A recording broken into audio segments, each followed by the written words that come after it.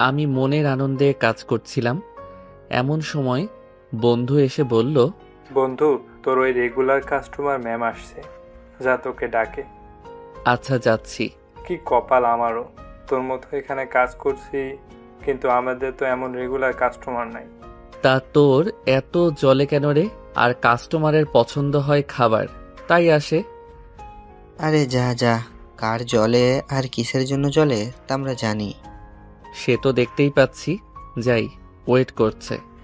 তারপর আমি সরাসরি চলে যাই কাস্টমারদের কাছে। বরাবরের মতো এবারও তিনজন একসাথেই আসছে। আমি গিয়ে বললাম, জি ম্যাম, ডেকেছেন আমাকে? হ্যাঁ, ডেকেছি আমরা। আর ম্যাম না বললে খুশি হব। কিন্তু আপনারা আমার কাস্টমার, আমি কেমন করে নাম ধরে ডাকবো? তোমাদের এই রেস্টুরেন্টে আমরা কতদিন ধরে আসি, তারপর আবার আমরা সমবয়সী, তাই আমরা ফ্রেন্ড হতেই পারি, তাই না? হ্যাঁ, তবে নাম ধরে ডাকতে আমি একটু অপ্রস্তুত হচ্ছি। কোনো সমস্যা নেই, তুমি সময় নিতে পারো। বাই দ্য ওয়ে, আমি সালমা। আমি লামিয়া। আমি মাহিয়া। আর আমি Mamun. Nice to meet you. তাহলে এখন আপনাদের অর্ডারগুলো দিন। ওহ সরি, তোমাদের। ঠিক আছে, এগুলো নিয়ে এসো। তারপর আমি অর্ডার করে নিয়ে এসে তৈরি করতে থাকলাম। অর্ডার তৈরি করতে করতে আপনাদের পরিচয়টা দিয়ে ফেলি।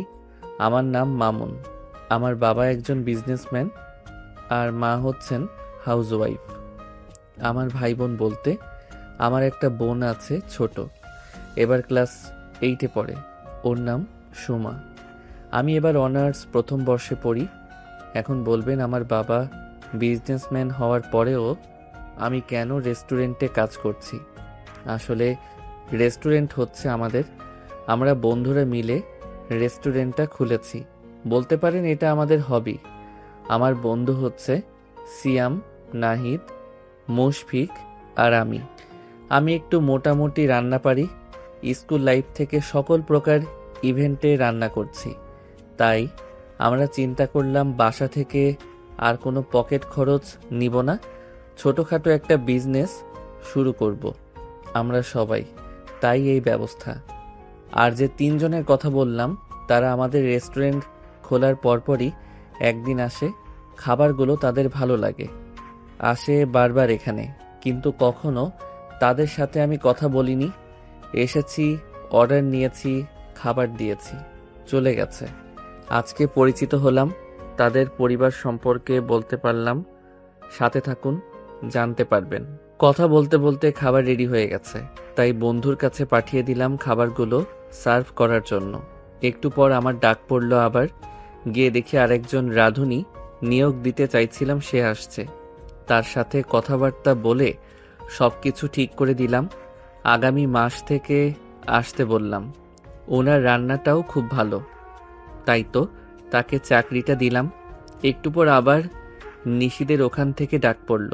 কাছে গেলাম, নাম্বার নিল, বলল বিকেলে পার্কে দেখা করতে আমাদের সব বন্ধু বান্ধব নিয়ে। কিন্তু আমরা বললাম যে আমরা পারবো না মঙ্গলবার ছাড়া, সপ্তাহে এই দিন একটু ভিড় কম থাকে। আচ্ছা ঠিক আছে, আমরা এখানে আসবো নে। তারপর আমরা রাত 8টা পর্যন্ত কাজ করে রেস্টুরেন্টটা বন্ধ করে যে যার মতো বাসায় চলে গেলাম। বাসায় গিয়ে পড়ালেখা কমপ্লিট করে রাতে ডিনার করার সময় বাবা বলল, কি বাবা, বিজনেস কেমন চলে? আর লেখাপড়ার কোনো ক্ষতি হচ্ছে না তো? কি দরকার এত কাজ করার? তখনই মা বলল, আহা, কি শুরু করলে? ছেলেটা যা করেছে কোনো কিছু তো খারাপ করছে না, পড়ালেখাও ঠিকঠাক চলছে, তাহলে ওকে ওর মতো চলতে দাও। তখন আমি বললাম, বাবা তুমি কোনো চিন্তা করো না, আমার পড়ালেখার কোনো ক্ষতি হচ্ছে না, পাশাপাশি বিজনেসটা ভালোই চলছে।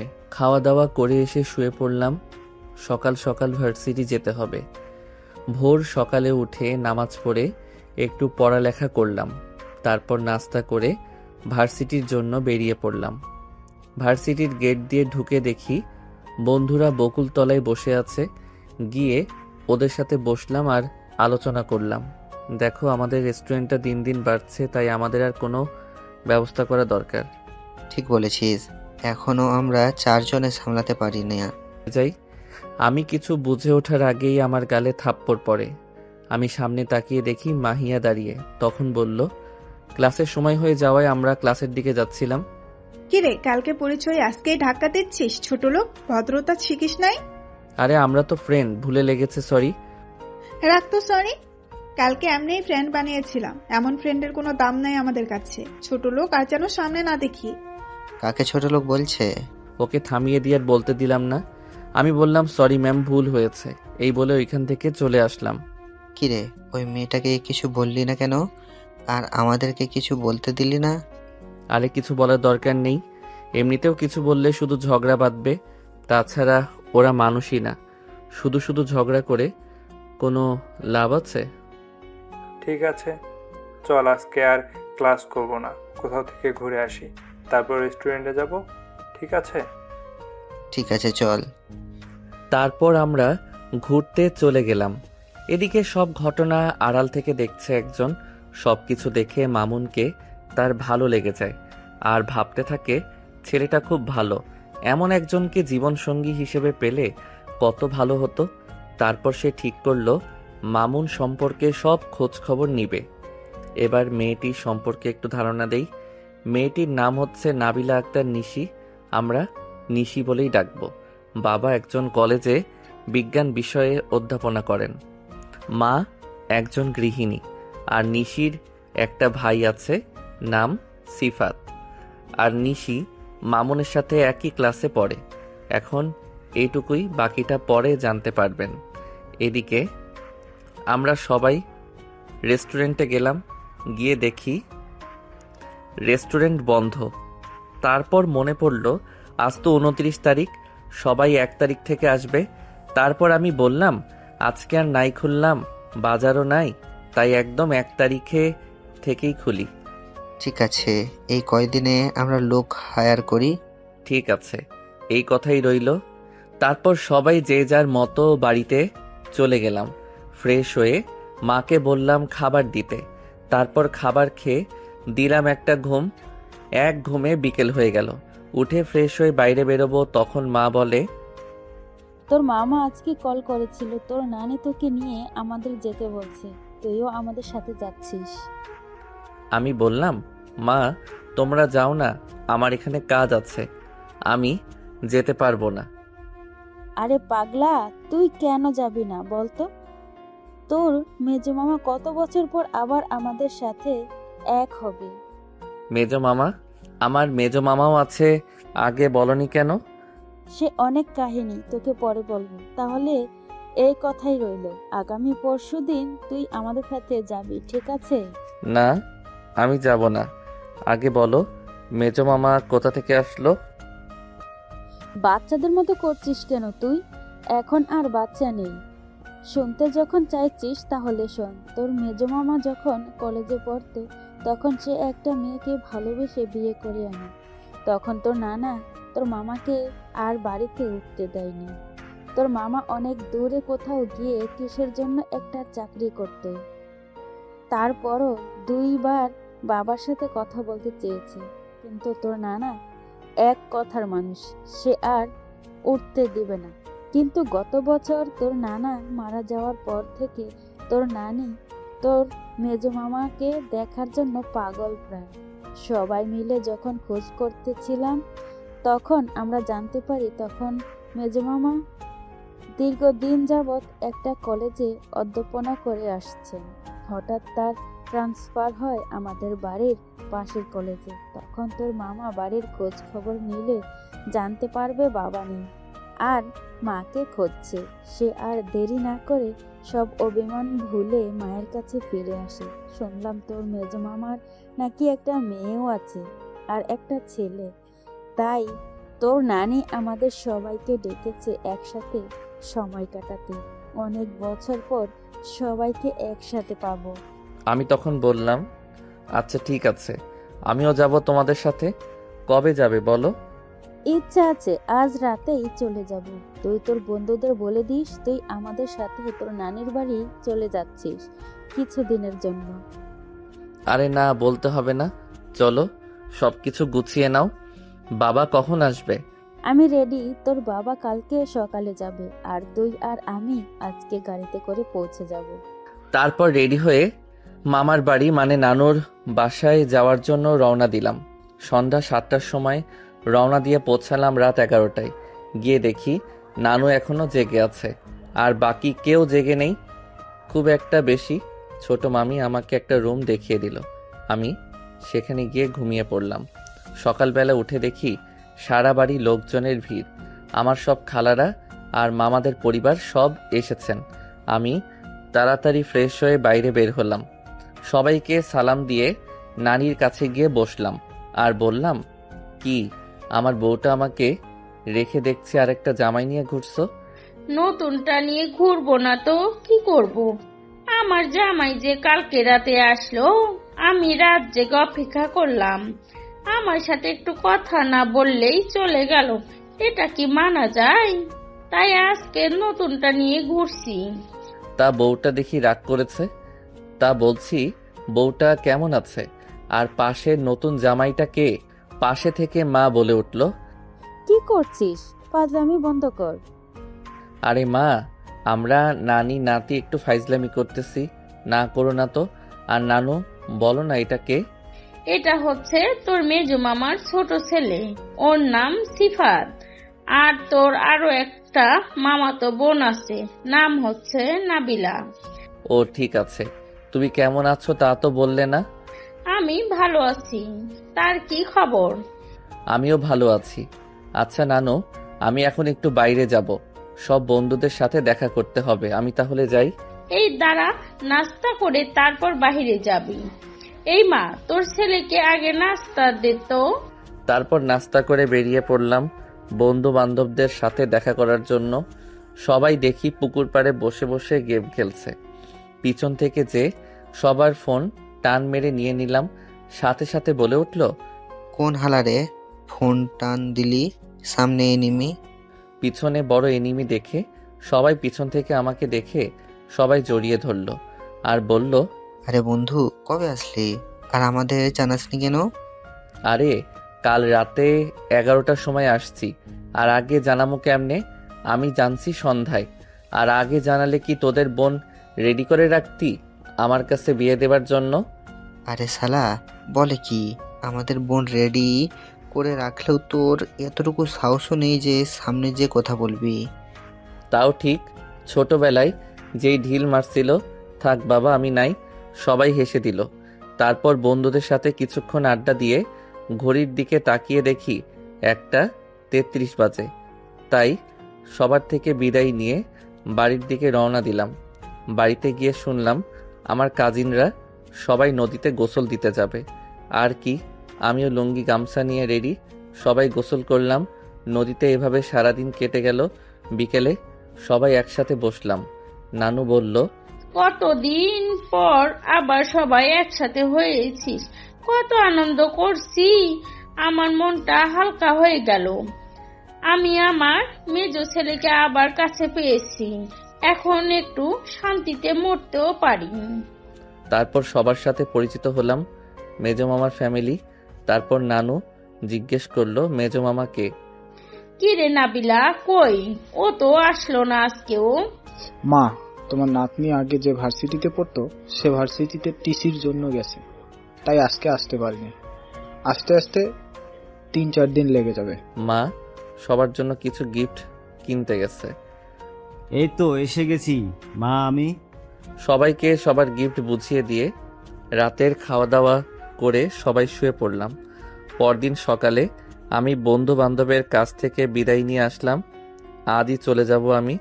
বাসায় এসে নাস্তা করে আমি বললাম, নানুমা, বাবা, মামা এবং খালারা সবাই শোনো, আমি এখনই চলে যাব। এ কথা শুনে নানা আমাকে আসতেই দিবে না। তারপরেও সবাইকে বুঝিয়ে সুজিয়ে চলে আসলাম। বাবা, মা আর সুমাকে রেখেই আসলাম। অনেকটা পথ পাড়ি দিতে হলো বাসায় আসতে। বাসায় এসে রেস্ট নিয়ে বিকেলে বের হলাম। রেস্টুরেন্টে গেলাম, গিয়ে দেখি সবাই আছে, কাজ করছে। সবার সাথে বললাম আমি কি করলাম, এই 2 দিন কোথায় গিয়েছিলাম, কোনো সমস্যা নেই। তাহলে তুই বাজারটা করে নিয়ে আয়। আমি আর একটা ছেলে গিয়ে সমস্ত বাজার করে দিয়ে রাতের এদিকে বাড়ি ফিরছিলাম। খাওয়া দাওয়া করে রেস্টুরেন্টে করে আসছি। পড়া কমপ্লিট করে শুয়ে শুয়ে ফেসবুক চালাচ্ছি। এদিকে এই বলে নিশির বান্ধবী কল কেটে দেয়। এখন নিশি ভাবতে থাকে, আমার তো এখানকার কাজ শেষ, তাহলে যাওয়ার সময় কথা বলবো মামুনের সাথে। তারপর সব কাজ শেষে যখন গাড়িতে ওঠে মামুনকে কল দেয়। 2 বার রিং হওয়ার পরও কল উঠায় না মামুন, তাই একটু রাগ ফিল করে নিজের ভিতর নিশি। এদিকে মামুন একটু নিচে গেছিল খাবার রিসিভ করার জন্য। অনলাইনে অর্ডার দিয়েছিল খাবার। উপরে এসে দেখে আননোন নাম্বার থেকে কল আসছিল। সে কোনো কিছু না ভেবে কল ব্যাক করে। কল রিসিভ হওয়ার পর, হ্যালো, কে বলছেন? হ্যালো জান, আমাকে চিনতে পারছো না? এই যে, কে আপনার জান? হ্যাঁ, দেখেন রং নাম্বার। এটা তো মামুনের নাম্বারই, তাই না? হ্যাঁ, কিন্তু আপনি আমার নাম্বার কেমনে পাইলেন? আর আপনি কে? আমাকে উল্টাপাল্টা নামে ডাকছেন। কি এমন উল্টাপাল্টা নামে ডাকছি? শুধু জানই ডাকছি। তুমি আমার জান না? দেখেন, বাজে কথা বাদ দেন। কি বলবেন বলেন, নয়তো ফোনটা কেটে দিচ্ছি। আচ্ছা বাদ দিচ্ছি। আমি তোমাকে একটা কথা বলতে চাই। আমি তোমাকে প্রচন্ড ভালোবাসি। I love you Mamun. কি বলছেন এইসব? আজকে ফোন দিয়ে এসব বলছেন? আপনাকে চিনি না, জানি না, দেখিও নাই বোধহয় কখনো। আপনি আপনার লিমিট পার করে ফেলেছেন। কেটে দিচ্ছি। নেক্সট টাইম ফোন দিবেন না। কেটে দাও, অসুবিধা নেই। আমি তোমাকে জ্বালিয়ে যাব যে পর্যন্ত তুমি আমাকে না ভালোবাসবে। আমি আর কিছু না বলে ফোন কেটে দিলাম। কি ডেঞ্জারাস মেয়ে রে বাবা। আমি আজ পর্যন্ত সামনাসামনি কোনো মেয়েকে প্রপোজ করি নাই। মেয়ে দেখছি আমাকে উল্টা প্রপোজ করে নাম্বারটা ব্লক করে রেখে দেয়। তারপর খাবারগুলো খেয়ে ঘুমিয়ে পড়লাম। সকালবেলা ঘুম ভাঙলো ফোনে মেসেজের শব্দে। দেখি কাল রাতে সেই নাম্বার থেকে মেসেজ, গুড মর্নিং। আরেকটু বিরক্ত হলাম। অপরিচিত একটা ছেলেকে মেয়ে হয়ে মেসেজ দিয়ে ডিস্টার্ব করা, এটা আমার কাছে ভালো লাগে নাই। কোনো কিছু না বলে ফ্রেশ হয়ে চলে গেলাম। দেখতে সকাল গড়িয়ে দুপুর হয়ে গেল। রেস্টুরেন্টে একটু লোকজন আসা শুরু করলো দুপুরের খাবার খাওয়ার জন্য। তখন 2টি মেয়ে আসলো। আমার বন্ধুরা আর ওয়েটারগুলো ব্যস্ত থাকায় আমি গেলাম তাদের কাছে। বললাম, জি ম্যাম, বলেন কি খাবেন? আমাদের দুজনকে দুপুরের খাবারের প্যাকেজটা দিন। আচ্ছা ম্যাম, একটু অপেক্ষা করুন, আমি দিয়ে যাচ্ছি। তারপর তাদের অর্ডারগুলো দিয়ে আমি একটু বসলাম। তখনই আমার ফোনে মেসেজ আসলো। রেস্টুরেন্টে চাকরি করো, ভালো কথা। মেয়েদের সাথে এত কথা কিসের? আরেকবার যদি দেখেছি তাহলে কিন্তু তোমার খবর আছে জান। তুমি জানো না আমি তোমাকে কত ভালোবাসি। মেসেজটা দেখে আমি অবাক। এই মেয়েটা আমার পিছু করছে। খুব বিরক্ত হচ্ছিলাম। আমি মেসেজ করলাম, এই যে আপু, আপনার সমস্যা কি? কখন থেকে আমাকে ডিস্টার্ব করে যাচ্ছেন? আমি ছেলে হয়ে কি আপনাকে কখনো ডিস্টার্ব করেছি? ফোনটা রেখে কাজে মনোযোগ দিলাম। রাতের বেলায় বাসায় গিয়ে চুপচাপ পড়তে বসলাম। এদিকে নানুর বাসায় বিকেলে নাবিলা আসছে। সবার সাথে কৌশল বিনিময় করে সে চলে গেছে তার ঘরে রেস্ট করার জন্য। এদিকে নানু, মেজো মামা আর আমার বাবা মাকে ডেকে বলে, আমার একটা শেষ ইচ্ছা আছে, তোমরা শোনো। বলো মা, কি বলতে চাও? কি তোমার ইচ্ছা একবার শুধু বলো। আমি চাচ্ছিলাম তোদের সম্পর্ক আরো মজবুত হোক। অনেক বছর মেজো আমাদের ছেড়ে দূরে ছিল, তাই আমি চাচ্ছি মেজোর মেয়ে নাবিলাকে তোর বাড়ির বউ করে নে। এটাই চাচ্ছিলাম। মা, এটা তো ভালো প্রস্তাব। আমরা তো রাজি। এখন আপা রাজি হবে কি না? আমরাও রাজি। নাবিলা মেয়ে অনেক ভালো। আমি বলতে চাচ্ছিলাম এই কথা বলতে, কিন্তু তুমি বলে ফেললে। এটা তো খুবই ভালো কথা। নাবিলাকে ডাকতো এখন একটু, আর একটা ছবি দাও মামুন নাতির ভাইয়ের। একটু পর নাবিলাকে ডেকে আনা হলো। আসো নাতনি, তোমার অপেক্ষায় আছি। কেন গো নানু, আমার অপেক্ষা কেন? আর তুমি কেমন আছো? আমি ভালো আছি। একটা কথা বলার জন্য তোমাকেই তাই ডাকছি। আচ্ছা বলো, কি হয়েছে? আচ্ছা, এই ছবিটা দেখো তো। ছবিটা দেখে নাবিলা মানে নিশি মনে মনে বলছে, আরে এটা তো আমার প্রথম ভালোবাসা মামুনের ছবি, কিন্তু নানুর কাছে কিভাবে? কোনোভাবে জেনে গেল না তো? দেখলাম তাই এই ছবিটা দেখালে কেন? আর এই ছেলেটা কে? এটা হচ্ছে তোমার ফুফাতো ভাই মামুন। তোমার ফুপা এবং মা বাবা আমরা চাচ্ছি তোমার বিয়েটা মামুনের সাথে দেই। তোমার কি মতামত? তোমাদের যা ভালো মনে হয় করো, আমার কোনো আপত্তি নেই। এটা বলে সেখান থেকে চলে গেল আর মনে মনে বলছে, মেঘনা চাইতেই জল। এখন খেলাটা জমবে মনে হচ্ছে। আমি মামুনকে নিজের করেই পাবো। নানু এবার সবাইকে বলল, তাহলে শুনেছে সবাই, আমার নাতনির কোনো অসুবিধা নেই, সে রাজি। তাহলে তো ঠিক আছে। 4-5 মাস পরে একবার আমাদের বাসায় নিয়ে চলে যাব। ঠিক বলছো আপা, আমিও তাই বলতেছিলাম, 4-5 মাস পরে হেলে ভালো হয়। তখনই আমার ছোট বোন সুমা এসে বলে, তার মানে আমি একটা ভাবি পেতে চলেছি। তখন সবাই বলে মামুনকে না জানাতে, কারণ মামুনকে সারপ্রাইজ দিবে। আচ্ছা ঠিক আছে, তাহলে আমি একটু ভাবির সাথে আড্ডা দিয়ে আসি। আচ্ছা ঠিক আছে, যা। এদিকে আমি পড়া শেষ করে রেস্টুরেন্ট থেকে আনা খাবারগুলো খেলাম। তারপর বিছানায় শুয়ে ফেসবুকে লগ ইন করতে একটা কল আসলো। রিসিভ করতেই বলল, জান কেমন আছো? এই জান বলা বন্ধ করুন আর আপনার আসল পরিচয় দিন। আমি হচ্ছি মোহাম্মদ মামুনের হবু স্ত্রী। আর কোনো পরিচয় লাগবে? ফাইজলামি করা বন্ধ করেন। আমার কবে বিয়ে ঠিক হলো এসব কিছু বাদ দেন। আর ফোন কইরেন না, কিন্তু আপনাকে আমি চিনি না। আচ্ছা আচ্ছা, আর ফান করব না। আমি সত্যিই আপনাকে অনেক ভালোবাসি। আর আপনি আমাকে চেনেন? আমি আপনাকে চিনি। আপনার নাম বলেন, কোথায় দেখেছি আপনাকে? কি হলো, উত্তর দেন। আরে মামুন, এতগুলো প্রশ্ন একসাথে করলে উত্তর দেব কিভাবে? সবকিছু জানতে হলে আমার ফ্রেন্ড হয়ে যান, তারপর আস্তে আস্তে সবকিছু জানতে পারবেন। ফ্রেন্ড হতে হবে? আচ্ছা ঠিক আছে, তাহলে আমার ফ্রেন্ড।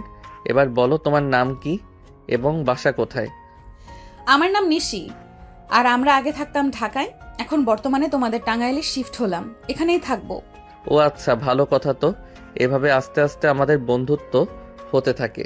2 দিন পর মা বাবা আর বোন ফিরে আসে। বোন এসে বলে, কিরে ভাইয়া, কেমন আছিস? ভালো, কিন্তু তোর মতলব ভালো ঠেকছে না। বলতো কি মতলব? আরে ভাইয়া, কিছুই না, তোমার জন্য একটা সারপ্রাইজ আছে, কিছুদিন পরে দিব সারপ্রাইজটা। অবশ্য থাক, এখন পুরোটাই নাইবা বলি, পরে বলবো। কি বলস, মাথার উপর দিয়ে যাচ্ছে সব। ভাগ এখান থেকে যা। রাতে বন্ধুদের সাথে আড্ডা দেওয়ার পর পড়া শেষ করে উঠেছি, তখনই নিচে কল করলো। কথা বললাম কিছুক্ষণ, তারপর রেখে দিলাম। এভাবে আস্তে আস্তে দিন যাচ্ছে। আমাদের ব্যবসাও ভালো, কিন্তু আমি একটু চাপের কারণে আর ওদের সাথে রেস্টুরেন্টে কাজ করছে না, আমার জায়গায় অন্য একজনকে চাকরি দিয়েছি। এভাবে দেখতে দেখতে 5 মাস কেটে গেল। এই 5 মাসে নিশি আর আমার সাথে অনেক বন্ধুত্ব হয়ে গেল। এর মাঝে একবার দেখা করেছি, কিন্তু মুখটা দেখতে পারিনি, শুধু চোখ দুটো দেখতে পেরেছি।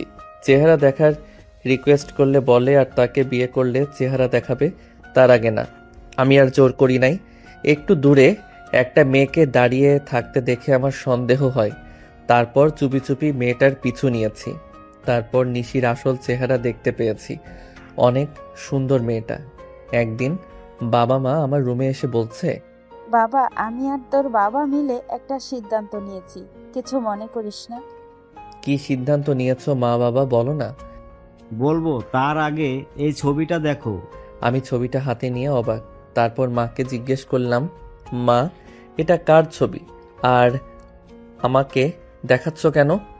এটা হচ্ছে তোর মেজো মামার বড় মেয়ে নাবিলা আক্তার নিশির ছবি। আর তোকে দেখাচ্ছি কারণ আমরা সিদ্ধান্ত নিয়েছি তোর সাথে নাবিলার বিয়ে দিব। তোর কোনো অমত নেই তো? নাবিলা নাকি নিশি, সে কি রাজি? যদি রাজি থাকে তাহলে আমার কোনো সমস্যা নাই। তবে কি, আর নাবিলা তো 5 মাস আগেই রাজি হয়ে গেছে। কথা 5 মাস আগেই ঠিক করা। তোকে জানাতে চাচ্ছিলাম, তাই জানিয়ে দিলাম। তবে হচ্ছে এই, আমি যে রাজি এটা যেন নাবিলা না জানে, ঠিক আছে? আর বিয়েটা কবে ঠিক করলে? 1 মাস পর তোদের বিয়ের তারিখ ঠিক করেছি। আচ্ছা, তাহলে জানাইও না। ঠিক আছে, জানাবো মানে সব কিছু রেডি করি। এই বলে বাবা মা আমার রুম থেকে চলে গেল। শুয়ে শুয়ে ভাবছি নিশি তাহলে আমার সাথে গেম খেলছে। আগে থেকেই জানতো আমাদের বিয়ে ঠিক। তারপর বললাম, আচ্ছা ঠিক আছে। না, দাওয়াত কই? আমি জানার পর 1 ঘন্টার ভিতরে তোদেরকে জানালাম, তাও বলছিস জানাইনি। আর তোদের আমি দাওয়াত দিব কেন? পরিবারের সদস্যদের দাওয়াত দিতে হয়। সবাই আমাকে জড়িয়ে ধরে বলে, বন্ধু, তুই আসলেই কলিজার বন্ধু। তোর সমস্যা আমরা এক্ষুনি ঠিক করে দিচ্ছি।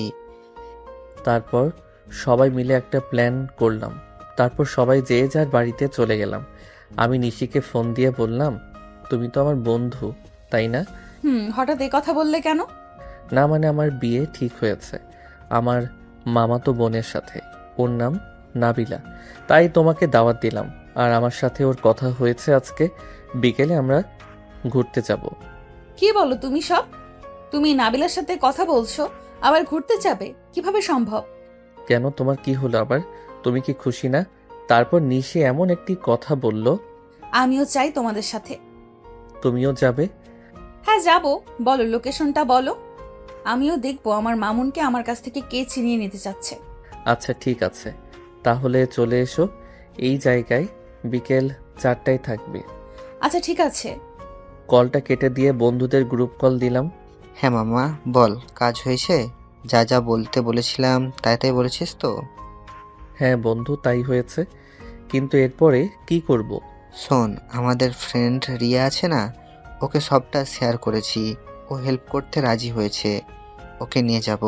রিয়া তোর গার্লফ্রেন্ডের ভূমিকা পালন করবে, ঠিক আছে?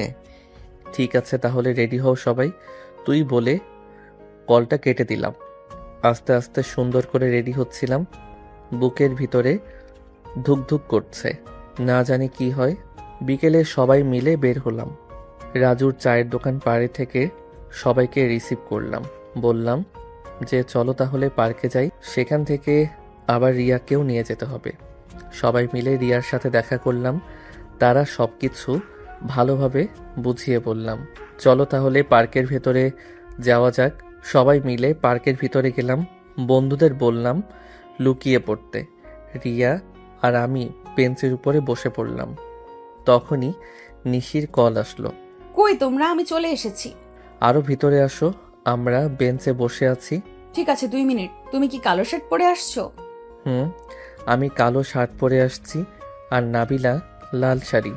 কি নাবিলা আসছে? দাঁড়াও, এক্ষুনি দাঁড়াও, আমি আসছি। 2 মিনিটের ভিতরে নিশি এক প্রকার দৌড়ে আমাদের কাছে চলে আসে। এসেই বলে, এই মেয়েকে তুমি মামুনের সাথে বা কি করছো? আরে এটাই তো হচ্ছে নাবিলা, আমার হবু স্ত্রী এবং মামাতো বোন। চুপ! তোকে একটা কথাও বলতে বলছি? এত কথা বলিস কেন? চুপ থাক। এই মেয়ে কথা কানে যায় না? আমি আর কোনো কিছু বললাম না। আমি হচ্ছি নাবিলা মামুনের হবু স্ত্রী, বললই তো মামুন। আর আপনি কে এত কথা বলছেন? আমি হচ্ছে আসল নাবিলা আক্তার নিশি, মামুনের মামাতো বোন এবং হবু স্ত্রী। আমি তো এটা আশা করি নাই নিশি। তোমাকে ফ্রেন্ড করেছি, তার মানে এই না যে তুমি যখন যা খুশি তাই করবে। তুমি আমাকে প্রপোজ করেছিলে, আমি তোমাকে রিজেক্ট করেছিলাম, তাই বলে তুমি এমন করবে? দেখো মামুন, আমি আসল নিশি। না, আমার বিশ্বাস হয় না। চলো তো নিশি, আমরা এখান থেকে চলে যাই। এই মেয়েটা খুব ডিস্টার্ব করছে। আমি আর রিয়া ওখান থেকে চলে আসার সময় পিছনে ফিরে দেখলাম নিশি ওখানে পড়ে আছে। আমি আর কোনো কিছু না বলে দূরে চলে আসলাম নিশির কাছে। চোখ খোলো নিশি, তোমার কি হয়েছে? চোখ খোলো প্লিজ। আমি আর এমন করব না। বন্ধুরা সবাই চলে আসো এখানে। রিয়া পানি বোতল এগিয়ে দেয়, আমি নিশির চোখে পানি দেই। তারপর নিশির জ্ঞান ফিরে আসে। মামুন, আমি তোমাকে ছাড়া বাঁচবো না, আমাকে ছেড়ে যেও না। আমিও তোমাকে ভালোবাসি, তোমাকে ছেড়ে কোথাও যাব না। তোমার কোনো কিছু হলে আমি বাঁচব না। তারপর নিশি দাঁড়ালো।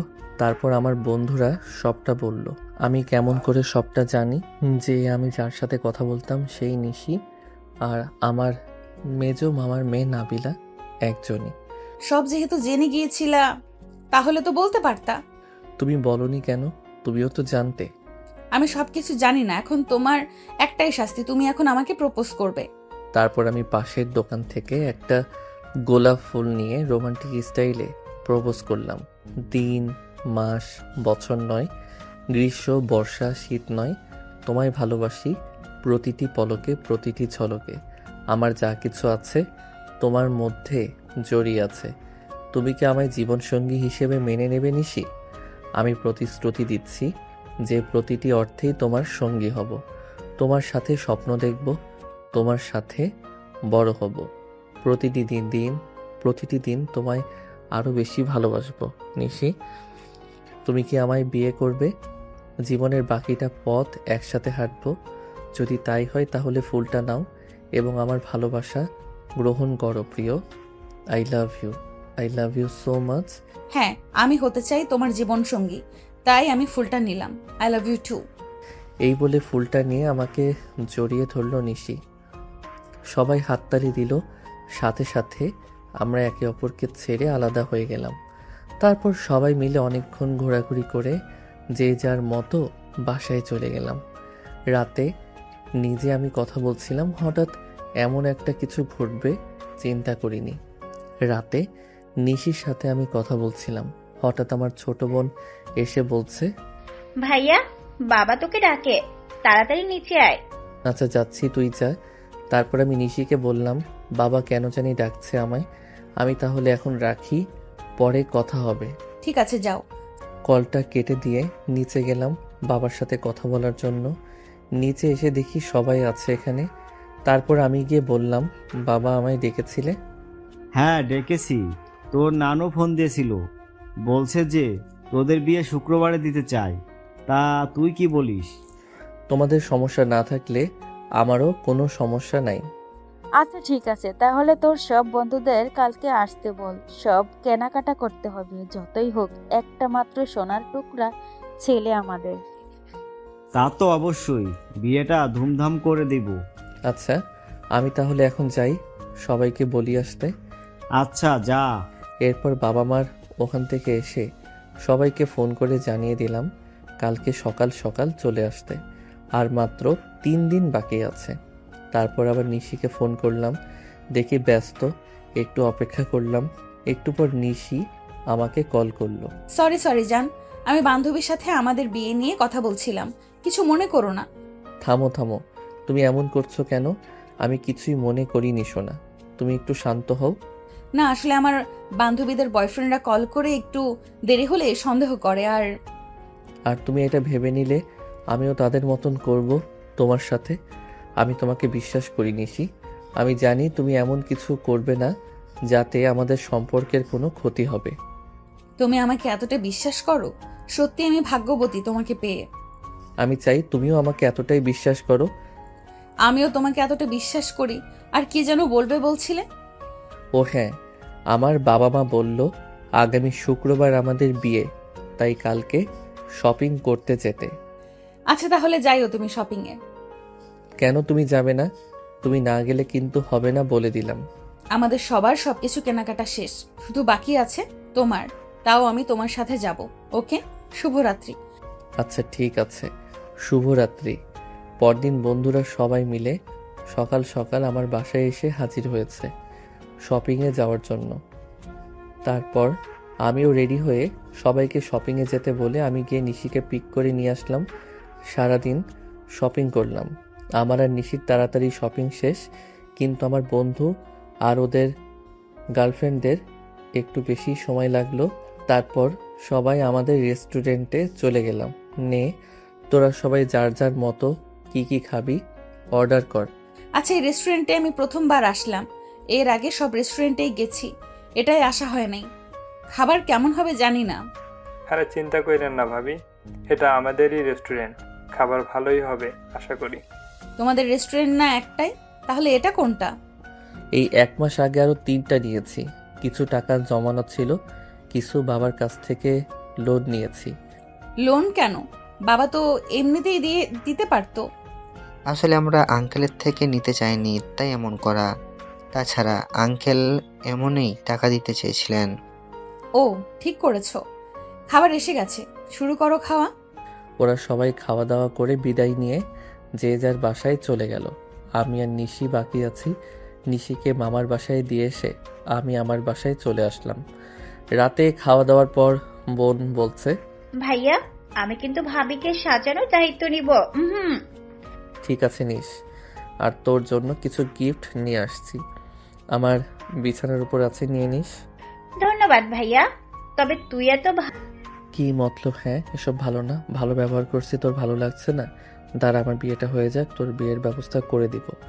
তখন একটা নিউজ চালু হয়ে যাবে, ক্লাস 9-এর ছাত্রীকে বিয়ে দিয়ে দিল তারই পরিবারের লোকজন। সেটা দেখা যাবে। এখন আমি যাই, ভাবিদের বাসায় চলে যাব কাল সকাল সকাল। তারপর দিলাম একটা ঘুম। সকালবেলা সব আত্মীয় স্বজনের আনাগোনা শুরু হয়ে গেল। আজকে বুধবার, কালকে গায়ে হলুদ। সকল আয়োজন ধুমধাম করে শুরু হয়ে গেল। বন্ধুরা সবাই সকাল থেকে কাজে লেগে পড়েছে। ওদের প্রতি একটু মায়া হলো যে আমার কলিজার ফ্রেন্ড। সবাইকে ডাকলাম, খেয়েছিস সকালে তোরা সবাই? না, খাইনি এখনো। ভাবলাম তোর সাথে খাই। আন্টি অনেক জোর করলো, তাও খাইনি। চল তাহলে তোরা সবাই একসাথে খেয়ে আমিও কাজে নেমে পড়ি। হ্যাঁ চল। সবাই একসাথে নাস্তা করে কাজে নেমে পড়ল।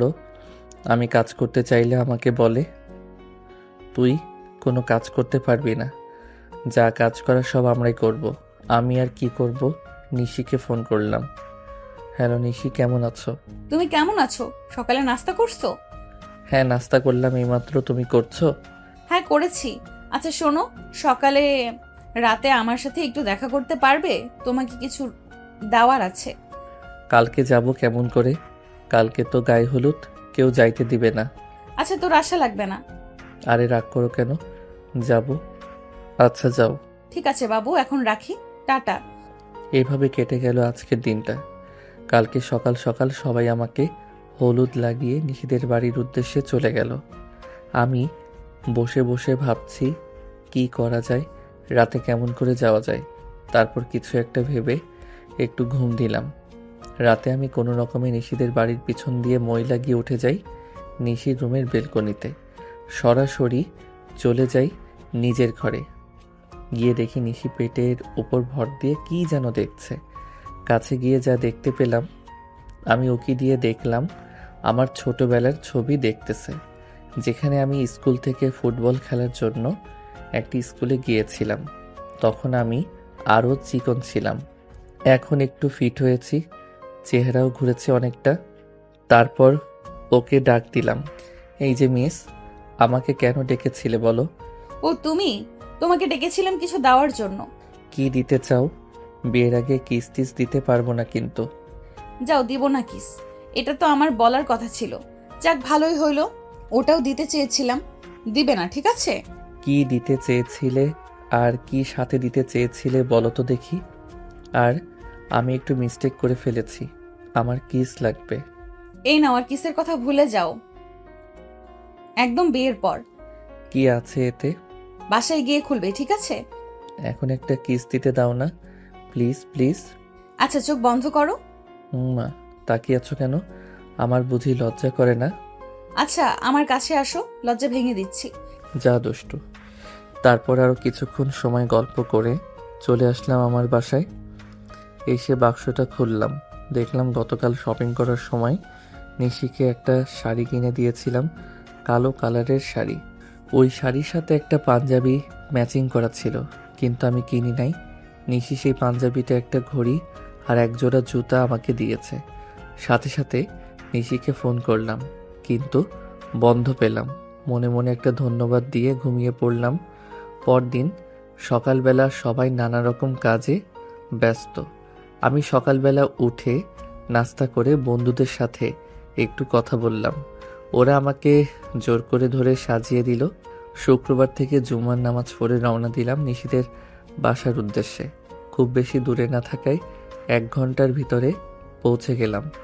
তারপর সব ফর্মালিটি পূরণ করে রাত 9টার দিকে আমাদের বিয়ে পড়ানো হলো। সবার কাছ থেকে বিদায় নিয়ে চলে আসলাম আমাদের বাসায়। আসার সময় নিচে একটু কান্না করলো, এখন খুশি আছে। বাসায় আসার সাথে সাথে ছোট কোণে সে নিশিকে নিয়ে গেল। আমি চলে গেলাম বন্ধুদের সাথে দোতলার একটা রুমে। ওরা সবাই হাসাহাসি করছে আর আমার ভিতরে একটু ভয় করছে। এটা দুলাভাই বুঝতে পেরে আমাকে বিভিন্নভাবে বোঝাচ্ছে। কিছুক্ষণ পর চাচাতো বোন এসে বলল, নতুন জামাই কই? আসো, রুমে নিয়ে আসি। না, আমি একটু পরে যাব আপু। কোনো কথা শুনছি না। কি আর করার। আস্তে আস্তে চলে গেলাম বাসর ঘরের সামনে। সামনে গিয়ে দেখি আমার বোন দাঁড়িয়ে আছে।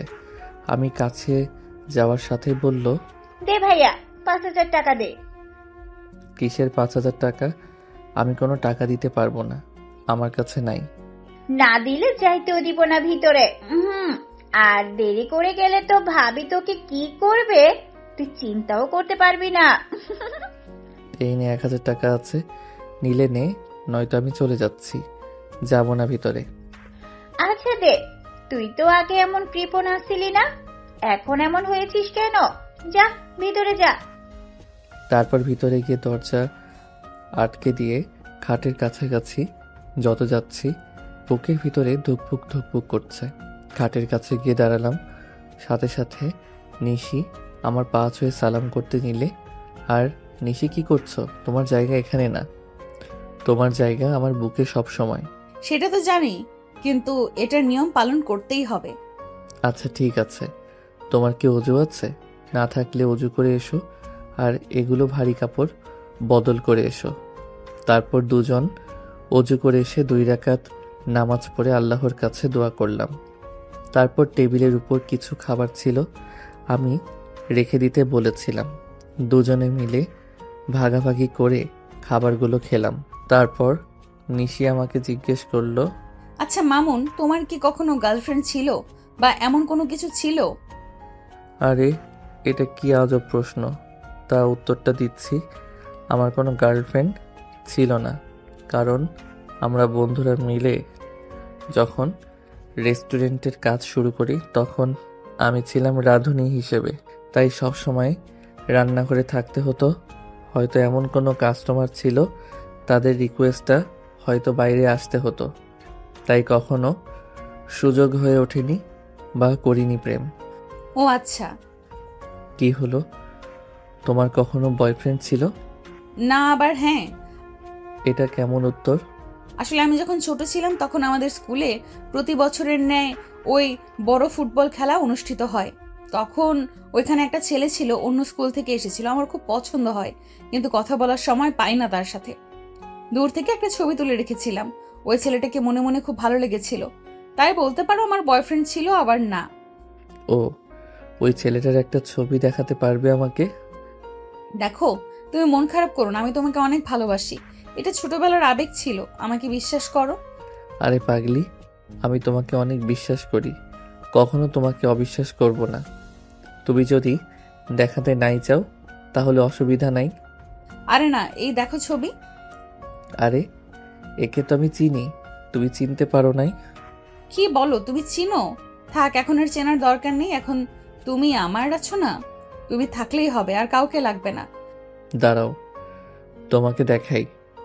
এই বলে আলমারির ভিতর থেকে একটা অ্যালবাম বের করলাম। সেখানে আমার ছোটবেলা থেকে শুরু করে এখন পর্যন্ত সব ছবি আছে। অ্যালবামটা হাতে দিলাম নিশির। কিছুক্ষণ ধরে অ্যালবামটা দেখে দৌড়ে এসে আমাকে জড়িয়ে ধরলো আর বলল, তাহলে তুমি সেই ছোটবেলার ভালোবাসা আমার? আজকে আমি অনেক খুশি, আমার কিছুই লাগবে না। আচ্ছা তাহলে এখন খেলা শুরু করা যাক। দেখো, দুষ্টুমি করবে না একটু, বলে দিলাম কিন্তু। কে শুনে কার কথা। দুজনে মিলে ঝাঁপ দিলাম এক প্রেমের সমুদ্রে। পরদিন সকালে ঘুম থেকে উঠে দেখি প্রায় 8টা বাজে। তাড়াতাড়ি নিশি আর আমি উঠলাম। সময় খুব কম থাকে, দুষ্টুমি করলাম না। মনে মনে বললাম এটা কালকে হিসাব বরাবর করব। দুজন গোসল করে নিচে গেলাম। নিশি চলে গেল মায়ের কাছে, আমি চলে আসলাম বন্ধুদের কাছে। কিরে শালারা, কি অবস্থা? সকাল সকাল ছাদে কি করিস? আমরা যাই করি না কেন, তুই শালা নতুন বউ রেখে এখন এখানে আসলি কেন? আঁচলের নিচে ঢুকে যাইতি। তা কালকে রাতে কেমন কাটলো? আজকে সকাল 8টার দিকে ঘুম ভাঙলো, তাই আসতে একটু লেট হলো। আর কেমন কাটছে তোদের বলবো কেন? তোরা বিয়ে কর, জানতে পারবি। আচ্ছা বাদ দে, চল নাস্তা করব, তোর জন্য এখনো নাস্তা করি নাই। কি বলিস? নাস্তা করিস নাই? চল চল নিচে চল, নাস্তা করি, তারপর কথা হবে। তারপর সবাই নিচে আসলাম, এসে দেখি সবাই বসে আছে আমাদের জন্য। আমি গিয়ে আমার বোনের পাশে বসলাম। ও সাথে সাথে বলল, ভাইয়া, ভাবির ওখানে গিয়ে বস, এখানে বসতে পারবি না। কেন, কি হয়েছে? এখানে বসতে পারবো না কেন? গিয়ে বসতো, এত কথা বলিস কেন? তারপর আমার মাঝখানে বাবা বলল, মামুন, তোমাদের রেস্টুরেন্টের ব্যবসা কেমন চলছে?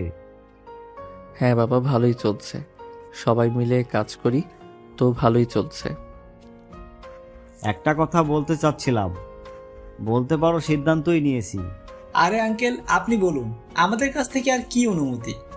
আপনি আমাদের বাবার মতো, আপনার কোনো কথা অমান্য করব না। আচ্ছা ঠিক আছে, তার আগে বলতো মামুন কি কাজ করে তোমাদের রেস্টুরেন্টে? মামুন হচ্ছে সব রেস্টুরেন্টে বসের মতো খেয়াল রাখে। কোন রেস্টুরেন্টে কি দরকার না দরকার সবকিছু খেয়াল করা, তাই ওর কাজ। ও সব রেস্টুরেন্টগুলো ঘুরে ঘুরে সবকিছু নজরদারি করে, বলতে পারেন বস। আর আমরা বাকি 3টা রেস্টুরেন্ট দেখাশোনা করব। ও আচ্ছা, আমি যা বলতে চাচ্ছিলাম, আমি যে অফিসটা চালাচ্ছি বর্তমান, সেটা চালানো আমি আর পারছি না। অনেক লোড, আমার একার পক্ষে নেওয়া সম্ভব হচ্ছে না। বয়স হয়ে গেছে, তাই একটু দৌড়ঝাঁপ করাও কষ্ট। তাই আমি সিদ্ধান্ত নিয়েছি। কি সিদ্ধান্ত বাবা? আমি সিদ্ধান্ত নিয়েছি, আমার সব কিছু তো তোর আর তোর বোনের। তোর বোন তো অনেক ছোট, এত কিছু সামলাতে পারবে না। আমি চাচ্ছি তুই আমার অফিসটা সামলা, আর আমি তোর জায়গায় ওই রেস্টুরেন্ট সামলাই। কিন্তু বাবা, আমার একটু সময় প্রয়োজন এত বড় একটা সিদ্ধান্ত নিতে। আচ্ছা, তোকে 1 সপ্তাহ সময় দিলাম, সিদ্ধান্ত নে, ঠিক আছে? ঠিক আছে, ভেবে দেখছি। সবাই খাওয়া দাওয়া শেষ করে বন্ধুদের নিয়ে চলে গেলাম আমাদের আড্ডাখানায়। তারপর বললাম, তোদের তো নতুন করে কিছু বলতে হবে না, এখন বল আমার কি করা উচিত। আমাদের সবাই এতক্ষণ এটা নিয়ে আলোচনা করলাম। তোর উচিত আঙ্কেলের কথা মেনে নেওয়া, কারণ আঙ্কেলের বয়স হয়েছে, তোদের ব্যবসা তো অনেক বড়, তাই সামলাতে পারছে না। আমরা এদিকটা দেখে নেবানি, আর আঙ্কেলকে অফিসেও নাও আসতে দিতে পারে। আঙ্কেলের রেস্টের জন্য এতটুকু করা, তাও যদি আঙ্কেল আসতে চায় সেটা আঙ্কেলের ব্যাপার। আচ্ছা ঠিক আছে বন্ধু, তাই হবে, তবে আমাকে ভুলে যাস না কিন্তু। তুই এমনভাবে বলছিস যেন মনে হচ্ছে তুই এই দুনিয়া থেকে চলে যাবি। আমাদের দেখা হবে তো, প্রতিদিনই না হলেও 2-1 দিন পর পর দেখা হবেই। রাতের তো কথাই হবে, এত চিন্তা করিস কেন? আঙ্কেলকে হ্যাঁ বলে দে। ধন্যবাদ তোদের। ওকে কেউ মাল লাগাতো, ও আমাদেরকে ধন্যবাদ দিয়ে পর করে দিচ্ছে। না না বন্ধু, আর করব না। তারপর ওদের সাথে আড্ডা দিতে যদি কখন যে বিকেল হয়ে গেছে খেয়ালই করিনি। তারপর ওদের কাছ থেকে বিদায় নিয়ে বাড়ির দিকে রওনা দিলাম। মনে মনে ভাবছি, আল্লাহ না জানি কি হয়। দোয়া দরুদ পড়তে পড়তে বাড়িতে পৌঁছে গেলাম। কলিং বেল দিতে দরজা খুলে গেল। নিশি, তুমি এখানে দাঁড়িয়েছিলে নাকি? কলিং বেল দেওয়ার সাথে সাথে খুলে দিলে। আপনি কে? আপনাকে তো চিনলাম না। আর একটু লেট হয়েছে, তাই বলে এরকম করে বলবা? পাশে থেকে মা বলল, এই বাদর ছেলে, আদর করতে করতে বাদর হয়ে গেছিস। আচ্ছা, তোর কি কাণ্ডজ্ঞান নেই? বাসায় নতুন বউ রেখে কেউ বাইরে থাকে এতক্ষণ? তুই দুপুরে কিছু খাসনি, থেকেও কিছু খাইনি। অনেক বোঝানোর পরেও বললে যে তুই আসলেই খাবে। যা, এখন খাবার খেয়ে নিয়ে যা। কি বলো? এখনো খাইনি নিশি? দাও খাবার, দাও নিয়ে যাই। তারপর খাবার নিয়ে রুমে গিয়ে দেখলাম নাকি বিছানায় উল্টো দিকে মুখ করে বসে আছে। খাবারগুলো টেবিলের উপর রেখে নিশিকে ডাক দিলাম, কিন্তু কোনো উত্তর পেলাম না।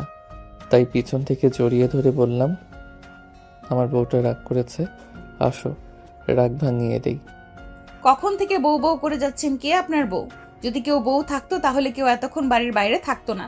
আমি খেয়েছি কি না খেয়েছি সেই খেয়ালটা রাখতো। সবচেয়ে বড় কথা, আমাকে বলে বাইরে যেত। আচ্ছা, এখন মেম সাহেবের রাগ কেমন করে ভাঙাবো? তোমার জন্য কিছু নিয়ে আসছি। এই নাও, পকেট থেকে গোলাপ ফুল আর কিছু চকলেট দিলাম। আসার সময় নিয়ে আসছিলাম, এই কারণেই। শুধু এগুলো দিয়ে তো আর রাগ ভাঙানো যাবে না, আমাকে খাইয়ে দিতে হবে নিজের হাতে। ওই ব্যাপার, আসো এদিকে আসো। তারপর আমি নিজের হাতে নিশিকে খাইয়ে দিতে লাগলাম, নিশু আমাকে খাইয়ে দিতে লাগলো। দুজনে খাওয়া শেষ করে একসাথে বসলাম। নিশি বলল, আমি প্লেটগুলো নিচে দিয়ে আসি, দাঁড়াও। একটু পর নিচে আসলো। প্লেটগুলো নিচে দিয়ে আমি নিশিকে বললাম, তোমার মতামত কি? কোন ব্যাপারে মতামত চাচ্ছ তুমি? আরে সকালে বাবা যেটা বললো সেই ব্যাপারে। দেখো, বাবা ঠিকই বলেছে, বাবার অনেক বয়স হয়ে গেছে। তুমি যদি অফিসটা দেখাশোনা করতে তাহলে অনেক ভালো হতো। ঠিক আছে, তাহলে আমি অফিস দেখাশোনা করব। ডিনারের সময় বাবার সাথে কথা বলে কালকে সকালে সবার সাথে গিয়ে পরিচিত হয়ে আসব। রাতে বাবার সাথে কথা বলা সব কিছু ঠিক করে সকালে উঠে ফজরের নামাজটা পড়ে নাস্তা করে রেডি হয়ে গেলাম। আমি টাই বাঁধতে পারি, তাও নিশিকে ডেকে টাইটা পরে নিলাম। তারপর অফিসে বাবা সবার সাথে পরিচয় করে দিলেন। দেখুন, এটা হচ্ছে আমার ছেলে। আমি হয়তো আর অফিসে আসবো না, আমার ছেলেই এখন থেকে অফিস সামলাবে। সব রকম সাহায্য করবেন আপনি। ঠিক আছে, আপনি কোনো চিন্তা করবেন না স্যার। তবে আপনি চলে যাওয়াতে আমরা একটু মন খারাপ করছি। আপনি কত ভালোভাবে সবার খেয়াল রেখেছেন। আরে তোমরা কোনো চিন্তা করো না, আমার ছেলে তোমাদের আমার থেকে ভালো খেয়াল রাখবে এবং আমার থেকেও বেশি দায়িত্বশীলভাবে অফিস চালাবে। অফিসের সকল কাজ ভালোভাবে বুঝে নিয়ে বিকেলে বাসায় চলে আসলাম।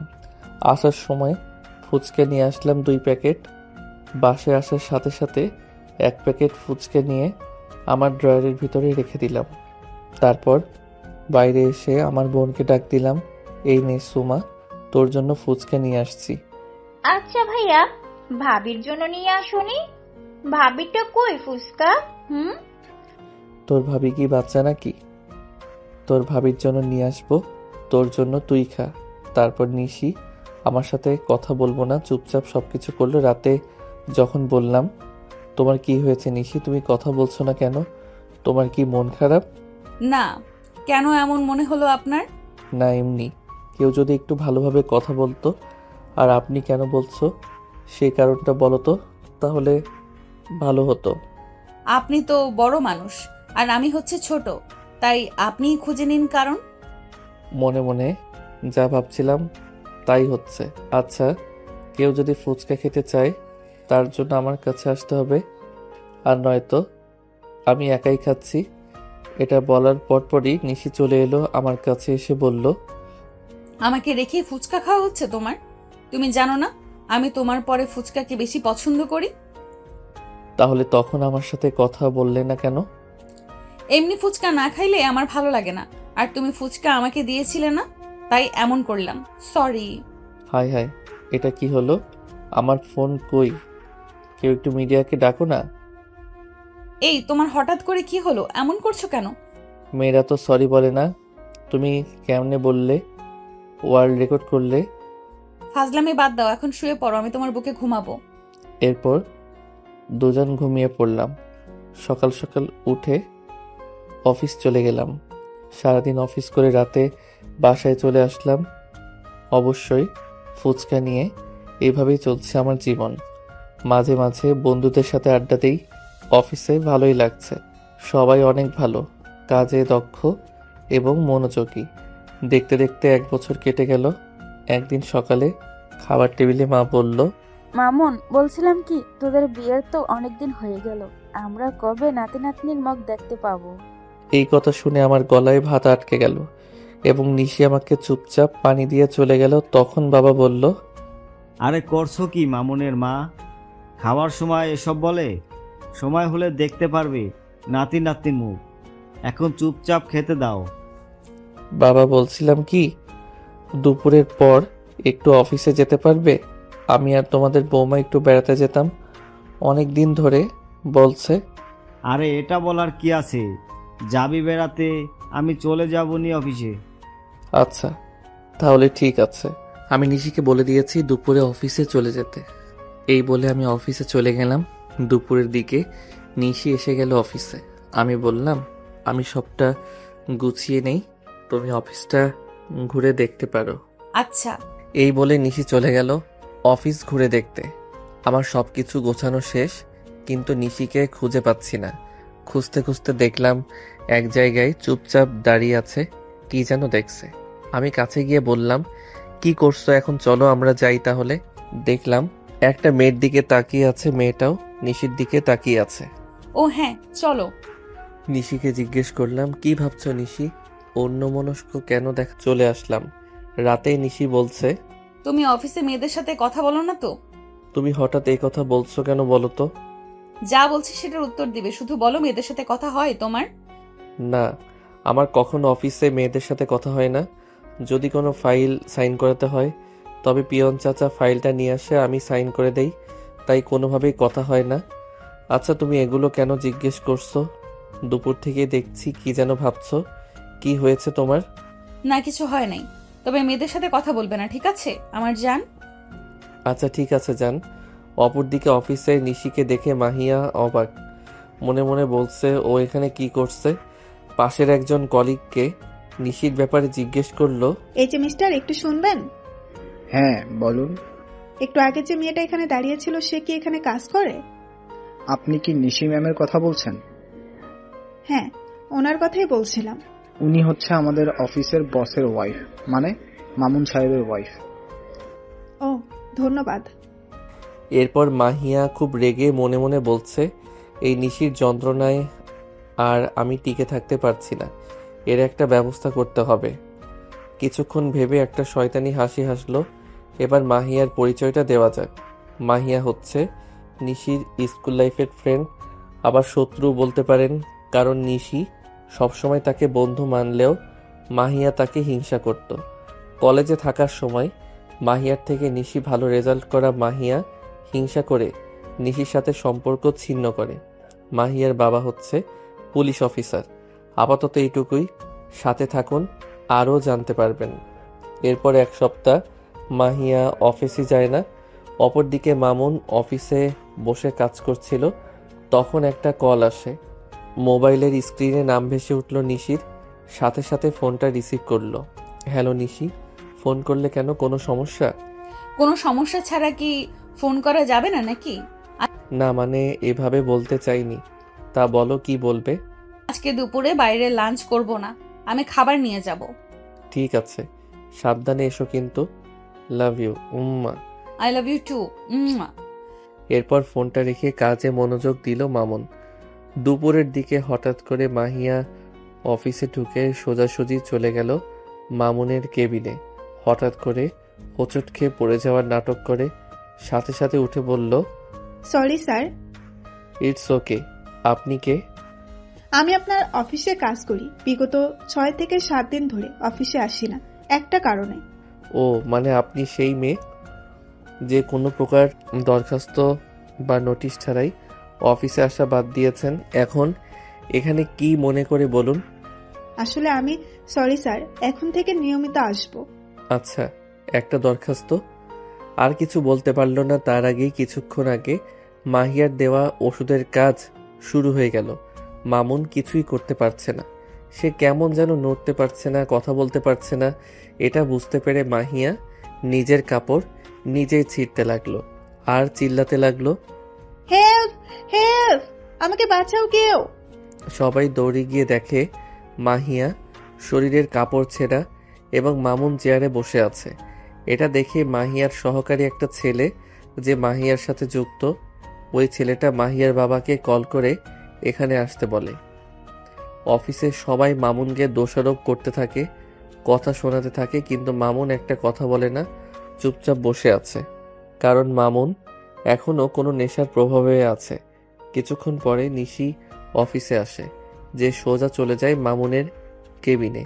গিয়ে দেখে অনেক লোকজনের ভিড়। একজনকে জিজ্ঞেস করলে সবটা খুলে বলে, কিন্তু তারপরও নিশির কপালে কোনো চিন্তার ভাঁজ নাই, এমনকি একটু রিয়াকশন নাই। তার হাজব্যান্ড এত বড় একটা কাণ্ড ঘটালো, তাও তার কোনো হেলদোল নেই। তারপর মামুনকে নিশি একটু চেক করলো, তার আর বুঝতে বাকি রইল না কি হয়েছে এখানে। পাশে থেকে একজন বলল, ম্যাম, স্যার এমন করবে আমরা কখনো ভাবতে পারিনি। স্যার আমাদের সাথে কত ভালো ব্যবহার করতো, কিন্তু এতটা নিকৃষ্ট কাজ করবে আমরা কখনো ভাবিনি। নিশি কোনো কথা না বলে চুপ থাকলো। হঠাৎ করে পুলিশ চলে আসলো। এখানে কি হয়েছে? আমাদের ডাকা হলো যে ইমার্জেন্সি ভাবে। স্যার, এই অফিসের এমডি আপনার মেয়ের সাথে খারাপ কাজ করতে চাইছিল, তাই আপনাকে ডাকা। এর কোনো সাক্ষ্য প্রমাণ আছে? হ্যাঁ স্যার, অফিসের সবাই সাক্ষী। সব সাক্ষ্য প্রমাণ মিস্টার মামুনের বিপক্ষে থাকায় মিস্টার মামুনকে গ্রেফতার করা হলো। মামুনের হাতে হাত করা পড়াও হাবিলদার। ঠিক তখনই নিশি আসলো সামনে আর বলল, আমার কিছু বলার আছে, আর কিছু দেখানোর আছে। কি বলবি তুই? তোর হাজবেন্ড এতটা নিচু আমার সাথে খারাপ কাজ করতে চাইছিল? হ্যাঁ বলুন মিসেস মামুন, কি বলতে চাচ্ছেন? ইন্সপেক্টর সাহেব, আমি বলতে চাচ্ছি আমার হাজবেন্ড সম্পূর্ণ নির্দোষ। আপনার মেয়ে আমার সাথে শত্রুতা করে আমার হাজবেন্ডকে ফাঁসানোর চেষ্টা করছে। যা স্কুল লাইফ থেকে শুরু হয়েছে আমাদের মাঝে। অফিসের সব কর্মচারী এসে আবার জোর হলো। মিসেস মামুন, মুখ সামলে কথা বলুন। আপনি প্রমাণ ছাড়া এরকম কোনো কিছু আমার মেয়ের ব্যাপারে বলতে পারেন না। আমার কাছে প্রমাণ আছে। এরপর নিশি মামুনের পিছনে থাকা বুকসেলফ থেকে ছোট্ট একটা স্পাই ক্যামেরা বের করলো। সেটা থেকে মেমোরি কার্ডটা খুলে পেন ড্রাইভের মাধ্যমে ল্যাপটপের সাথে কানেক্ট করলো। এরপর একটু আগের ঘটনাটা প্লে করলো। সাথে সাথে সব স্তব্ধ, কারণ তারা মামুনকে কিছু না বুঝেই দোষারোপ করতেছিল। আসলে ছিল সে নির্দোষ। কি হলো ইন্সপেক্টর সাহেব? সবকিছু ক্লিয়ার? আমার হাজবেন্ডকে ফাঁসানোর জন্য আপনার মেয়ে কতটা নিচে নামতে পারে আমার বুঝে আসছে না। আমার হাজবেন্ডকে ফাঁসিয়ে ওর কি লাভ? তারপর ইন্সপেক্টর মামুনকে ছেড়ে দিয়ে মাহিয়াকে ধরার নির্দেশ দিল এবং বলল, মিসেস মামুন, আপনার কোনো প্রশ্ন থাকলে আপনি করতে পারেন। আমি বাবা হয়ে আজ ব্যর্থ। এমন একটা কুলাঙ্গার আমার ঘরে জন্ম নেবে আমি কখনো ভাবতেও পারিনি। অবশ্যই আমার কিছু প্রশ্ন আছে মাহিয়ার কাছ থেকে, আর আপনি নিজেকে দোষারোপ করবেন না। আপনি আপনার দায়িত্ব সঠিকভাবে পালন করবেন, এটাই আমার চাই। আর মাহিয়া, তুই এমন করলি কেন? আমি যখন স্কুলে পড়তাম তখন তোর সাথে আমার দেখা, আমরা বন্ধু হই, কিন্তু তোর ভালো ফলাফল আমার সহ্য হতো না। আমি তোকে হিংসা করতাম। তুই সবসময় ভালো রেজাল্ট করতি, আমি এত ভালোভাবে পড়ালেখা করে তোর মতো সমান রেজাল্ট করতে পারতাম না। তাই তোর প্রতি আমার হিংসা দিন দিন ক্ষোভে পরিণত হয়। তোর সাথে সম্পর্ক শেষ করে দিয়ে আমি কলেজেই থাকি, কিন্তু একটা প্রতিশোধ নেওয়ার দরকার ছিল। কিন্তু তোর সাথে আমার দেখা হতো না। কিন্তু হঠাৎ করেই তোকে অফিসে দেখলাম। একজনকে জিজ্ঞেস করে বুঝলাম তুই হচ্ছিস মামুনের স্ত্রী। কিন্তু আমি মামুনকে ভালোবেসে ফেলছিলাম, কিন্তু বলতে পারি নাই, কারণ তার কাছাকাছি যেতে পারিনি কখনো। কিন্তু যখন জানতে পারলাম তুই মামুনের স্ত্রী, তখন আর নিজেকে আটকাতে পারলাম না। এই ছেলেটার সাথে একটা প্ল্যান করে মামুনকে আর তোকে আলাদা করে এই কোম্পানিটাকে ধ্বংস করে দিতে চেয়েছিলাম। মামুন আর তোর ডিভোর্স হলে এই ছেলেটা তোকে বিয়ে করে নিত। আমার এই হিংসা থেকেই আমি এটা করেছি, আর এটাতে আমার কোনো আফসোস নাই। এই কথাগুলো শুনে অফিসের সবাই স্তব্ধ। সবাই নিজেকে অপরাধ বোধ করছে। মামুন কত ভালো, তারপরও তারা মামুনকে কতই না বাজে কথা শোনালো। তারপর ইন্সপেক্টর ওদের দুজনকে নিয়ে চলে গেল থানায়, আর নিজের কাছ থেকে একটি ডায়েরি করে নিয়ে গেল। ইন্সপেক্টর চলে যাওয়ার পরই নিশি বলল, আপনারা এতদিন ধরে কাজ করছেন, ওর বাবার সাথেও কাজ করছেন, ওর সাথেও কাজ করছেন, আপনারা চিনতে পারলেন না একটা মানুষ কেমন? যাই হোক, আপনাদের দোষ দিব না, যে যার কাজে চলে যান। সবাই মাথা নিচু করে যে যার কাছে চলে গেল। এরপর নিশি বোতল থেকে পানি মামুনের চোখের সিটে মারল এবং একটু খাওয়ালো। মামুন আস্তে আস্তে জ্ঞান আসতে থাকলো। পুরোপুরি জ্ঞান আসার পর মামুন বলল, কি হয়েছিল আমার? এতক্ষণ আমি কোথায় ছিলাম? তারপর নিশি যা বলল, তেমন কিছুই হয়নি, আগে বাসায় চলো বলছি। আচ্ছা চলো। এই বলে আমি আর নিশি যখন অফিস থেকে বের হচ্ছিলাম তখন সবাই মাথা নিচু করে সরি বলছিল। কিছুই মাথায় ঢুকছে না। তারপর কোনো মতে বাড়িতে পৌঁছে গেলাম। ফ্রেশ হয়ে লাঞ্চ করলাম আমি আর নিশি। রুমে গিয়ে নিশিকে প্রশ্ন করলাম, আচ্ছা নিশি এখন বলো তখন কি হয়েছিল? আর অফিসের সবাই মাথা নিচু করে সরি বলছিল কেন? আর ওই মেয়েটা রুমেই ছিল। আস্তে, আমি সব বলছি, তার আগে এটা দেখো আর শোনো। তারপর নিশি অফিসের ভিডিওটা দেখালো আর সব ঘটনা খুলে বলল। মাহিয়া সম্পর্কেও সব বলল। সবটা শুনে মামুন কিছু বলতে যাবে, তখনই ফোনে একটা কল আসলো আর কলটা নিশি উঠালো। হ্যালো, এটা কি মামুন সাহেবের নাম্বার? আমি মিসেস মামুন বলছি। আমি থানা থেকে সাব ইন্সপেক্টর রফিক বলছি। এই 3 ঘন্টা আগে একজন আসামিকে ধরে আনা হয়েছে আপনাদের অফিস থেকে। জি, এখন আপনি যে মামলাটা করেছেন তার ব্যাপারে বলতে যাচ্ছি। আপনারা কি আর এগোতে চান এই ব্যাপারে, নাকি এখানে শেষ করতে? কথা বলা শেষে নিশি আমার দিকে তাকালো। যেহেতু ফোন লাউড স্পিকারে ছিল তাই সব কথা শুনতে পেয়েছি। নিশি বলল, সবই তো শুনলে মামুন, এখন বলো কি করবে? আমি কি বলবো, সব কিছু তোমার সিদ্ধান্তে, তবে আমার মনে হয় ক্ষমা করা উত্তম। আচ্ছা ঠিক আছে, আমি দেখছি। অপরদিকে থানায়। স্যার, আমি ফোন করেছিলাম, বললো আলোচনা করে জানাচ্ছি। আচ্ছা দেখো কি বলে। তারপর মাহিয়ার কাছে গিয়ে তার বাবা মানে ইন্সপেক্টর সাহেব বলল, তুই কেন এমনটা করলি? আমার মান ইজ্জত সব ধুলায় মিশাই দিলি। কি শত্রুতা ছিল তোর সাথে? শুধু একটু ভালো রেজাল্ট করতে বলে এমনটা করবি? ছি। বাবা সত্যি আমি অনেক অনুতপ্ত। আমি আর থাক, এখন আর এসব বলে লাভ হবে না। নিশি বা ওর হাজব্যান্ড যদি ক্ষমা করে তো তোর মুক্তি। যদি এমনটা হয় তাহলে আর জীবনে ওদের সামনে যাবি না। এদিকে একটু পর নিশি থানায় ফোন করে বলে দিল মাহিয়াকে ছেড়ে দিতে, বলে কোনোদিন যেন এই ভুল আর না করে, আর অফিস থেকে রিজাইন দিয়ে চলে আসে। এই বলে ফোনটা কেটে দিল নিশি। এরপর আমি কদিন অফিসে গেলাম না।